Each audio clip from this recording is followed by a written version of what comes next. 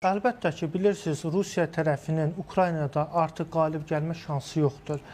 Nə Zaporojye əyalətini tamamilə hərbi cəhətdən ələ ala bilib, nə Donetskini heç tamamilə işğal edə bilməyib, Xersonu.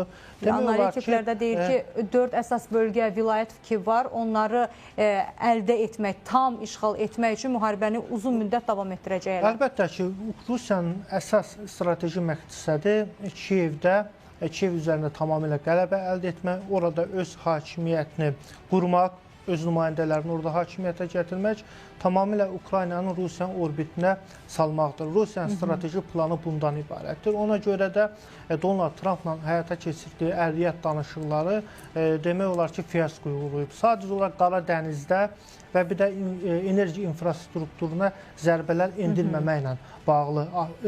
Bu da kövrəkdir. Çünki bilirsiniz, Ukrayna Rusiyanın enerji infrastrukturlarına çox ciddi şəkildə zərbələr vururdu. Həmçinin Qara Dəniz donanmasına da. Ona görə də Rusiya... Ukraynanın Qara Dənizdən çıxarılması da planlar arasındadır. Əlbəttə ki, bilirsiniz, Qara Dənizi Rusiya öz ərazi sularına daxil etmək istəyirdi. Konkret olaraq Qara Dəniz periferiyası keçməlidir Rusiyanın tamamilə nəzarətinə. Təbii ki, buna Qərb Avropa dövlətləri razı ola bilməzdi.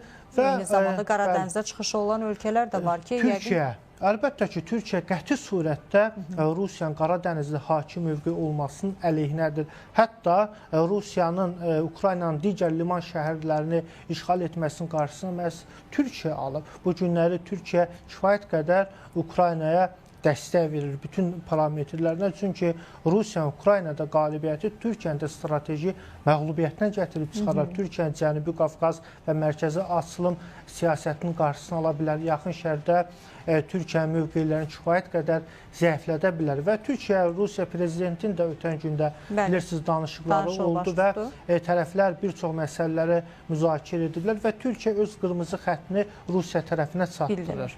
Çünki artıq Rusiya da bilir ki, Türkiyə ilə konfliktə gedərsə bu yeni cəbhə açılmasıdır və Rusiyanın tamamilə həm Qara Dəniz periferiyasında, Cənubi Qafqaz mərkəzi, həmçinin Ukraynada mövqelərindən kifayət qədər zərbələr vura bilər və Türkiyə sabahları Ukraynaya da qoşun yeridə bilər.